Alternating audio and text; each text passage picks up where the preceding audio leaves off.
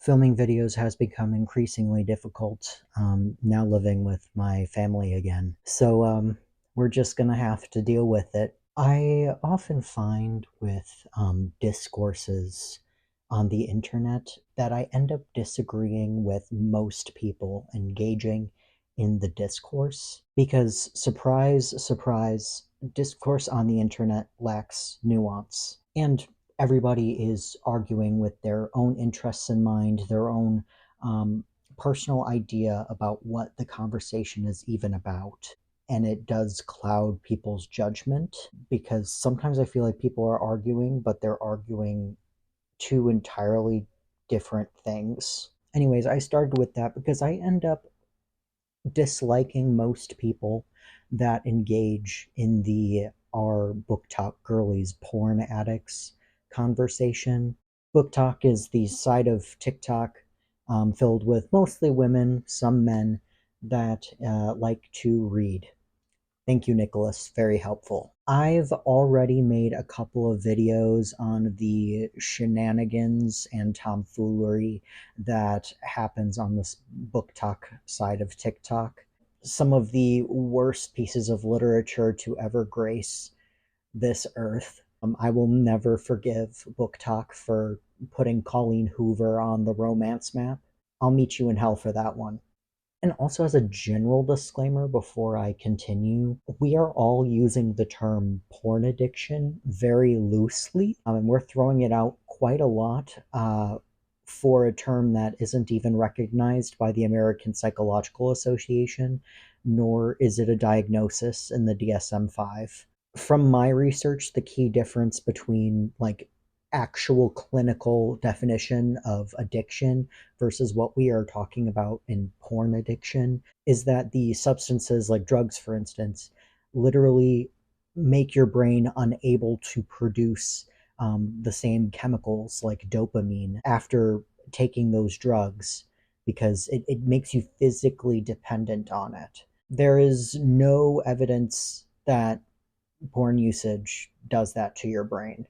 Does porn usage light up the same areas of your brain as if you were taking heroin?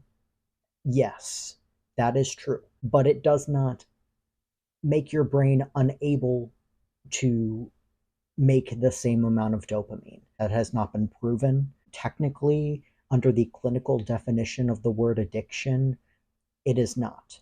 It's more of a obsessive compulsive habit, and we are using the term addiction quite loosely in this video and everywhere else. But I don't think most people know what the clinical usage of the term addiction actually means. So in this case, we're just talking about obsessive compulsive habitual situations. A lot of the times, these obsessive compulsive habitual habits have underlying causes that need to be treated in order for that habit to be treated. So, like things like depression being the underlying cause. It's not that your brain can't make dopamine anymore, it's that there's another thing that's wrong with you that's causing this thing to happen. Long rant to say that we're using the term porn addiction very loosely, and I'll continue to put quotation marks around it for the rest of the video. So, where's the discourse, Nicholas? Why do you have a problem with women reading, Nicholas? That is not my problem. Women can read as much as they want. I will not point at you and, accuse you of witchcraft if you open a book. A lot of women that read books on Booktok read romance, which is not necessarily a bad thing. The problem I have, and a problem a lot of other people tend to have, starts when one, you cannot read a book unless it has the spicy in it. Two, when the books you are reading are just stalker, murder, rape fantasy porn. Those are the two issues that people on at large tend to have with these Booktok girlies that are into dark romance, for instance. This entire conversation is a great example of what I mean by everybody is arguing from their own perspective and with their own idea of what the conversation actually is. It seems like nobody is on the same page of what they're talking about. Because what I'm talking about are girlies that can't read books without porn in it, and the porn in it is murder, rape, fantasy. But some of these Booktok girlies tend to think that we're talking about, your average romance with one sex scene in it, and that's not what I'm talking about, nor do I care about that. Do I think there are some people in bad faith acknowledging those romance books with one porn scene in it? Yeah, there always are. But that's not what I'm talking about. Anyways, in those instances that I mentioned, I believe that that's when you're nearing the realm of porn addiction. If you cannot read without the existence of porn in the book, or you're getting off to rape fantasy, I think you need to take a break from the spicy for a little bit and maybe read something else. Well, Nicholas, it seems like you've concisely made your point without any egregious yapping. What's the point of this video? I'm not done yet. This is the only time I get to yap, so by golly, I'm gonna yap. This video I found is a perfect example about how I kind of disagree with everyone engaging in this conversation. I saw this video on Instagram where this guy was joking about how he thinks his girl is so smart because like she reads so much, but then when he actually picks up the book she's reading, it's all about like smut and spice and everything, and he was joking about it. But the men in the comments of course took it to another level and were saying it's so crazy how it's bad when we watch porn, but they're allowed to read about it all they want. And this girl commented and she was like, are you being fictitious, or are you really comparing the porn industry to reading about smut from authors? And they were fully standing on business. Like these men came to his defense and were like, yeah, they're the exact same thing. So let me explain it to you in a way that hopefully you'll understand. Take a gun. A gun can be used in a shooting range, or it can be used to shoot at actual people. Reading smut is the gun range. You see what I mean? Like it's a fake target. You're not actually hurting anyone. Shooting at actual people, that is the porn industry. You are actually harming, and without you realizing, or maybe you do realize, taking advantage of people. So I just hope that clears things up, that they are not at all the same thing. Those two industries, one publishing industry, one the porn industry, the insanity that is Pornhub, not the same thing. Let's break it down. Some of the critiques I have are of the arguments the woman is making in the video. Some of the critiques I have are of the comments she's commenting on. And some of the critiques I have are of the comments from women of this video. I'll say which is which. One, in regards to the comments, men are making about this, um, they are wrong in saying that the impact of video porn is just as bad as the impact of written porn. The woman in the video is right in saying that video porn will always be worse because of the real life consequences, like sex trafficking, for instance. Comparing the two in terms of real consequences is never going to be a good argument. When men call Booktok women porn addicts, they are not doing so out of a general concern. They are doing so as a gotcha so that they can continue to consume the morally corrupt rape fantasy porn they're already consuming, but feel a little less guilt about it because women are doing it too. I will say one sect of this argument are religious fanatic men and women, but I'm not taking them into account because I don't take them seriously. Like, we all know religious fanatic men, especially, are just like walking, talking repression, purity culture, and guilt.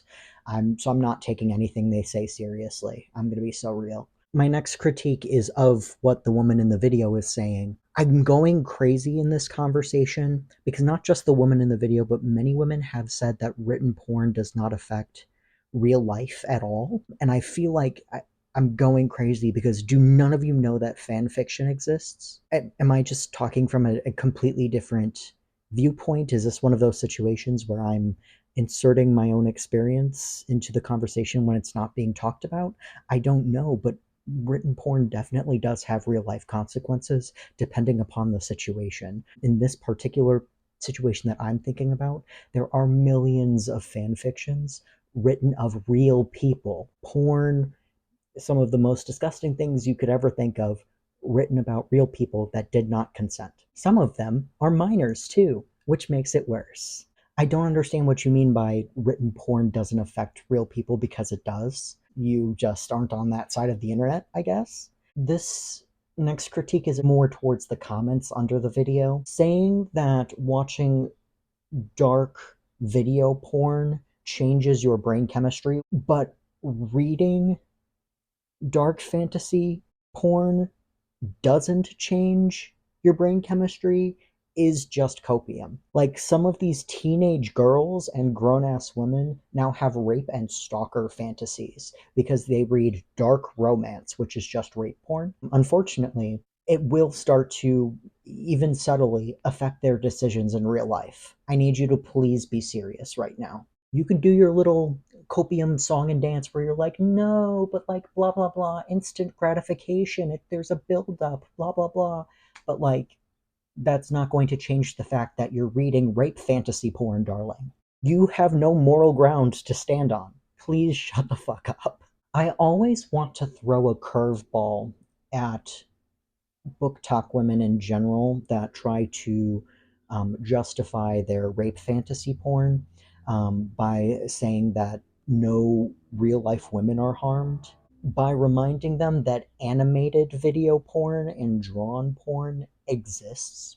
I feel like once again I'm going crazy in this conversation because nobody's acknowledging the animated porn industry where no real women are involved necessarily. Assuming it is not a depiction of a real person, which would fall under my critique of fan fiction, no real women are involved. So, does that make the rape and stalker fantasies okay to watch because it's animated? I'm waiting.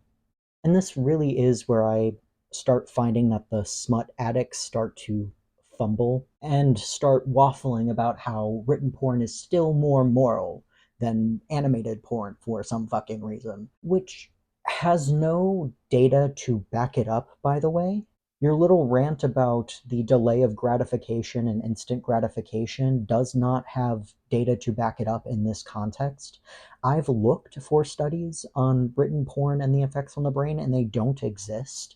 So you're just kind of talking out of your ass. There's nothing to back up this claim that you keep making. Once again, it just seems like you're grappling with your guilt of consuming porn and dealing with an insane bout of cope. And another critique I have, that this is more towards the comments section than the woman once again. Women keep saying that written porn does not hold women to unreasonable standards or hold people to unreasonable standards like real porn does. And to that I say, are we reading the same shit? Are you being fucking for real right now? The man with the 12-inch cock who can put his entire hands around his 90-pound woman's waist isn't setting unrealistic expectations? The hockey player that tattoos his girl's name on his cock isn't setting unrealistic expectations? Stop talking. You're embarrassing.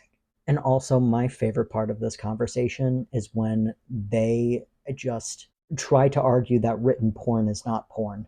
I'm actually in agreement with you in that in a real romance book, just one sex scene is not porn, the same way a random sex scene in a TV show or a movie is not porn. However, the erotica some of these women are reading and dark fantasy, dark romance is just porn. I have examples.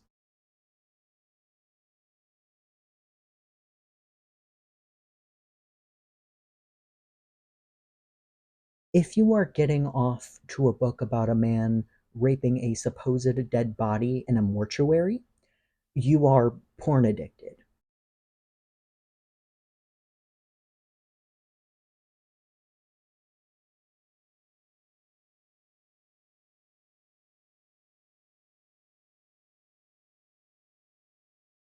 If you are literally reading a piss kink rape monster fucker book, that is porn addiction, darling.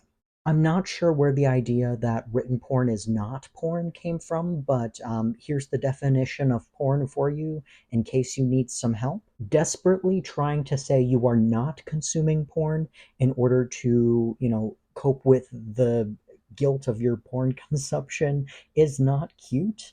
It's kind of pathetic, actually. At the end of the day, believe it or not, I don't care if you are consuming porn or not. My problem is when you cannot read a book without the spicy in it. My problem is when you are reading rape, stalker, murder porn.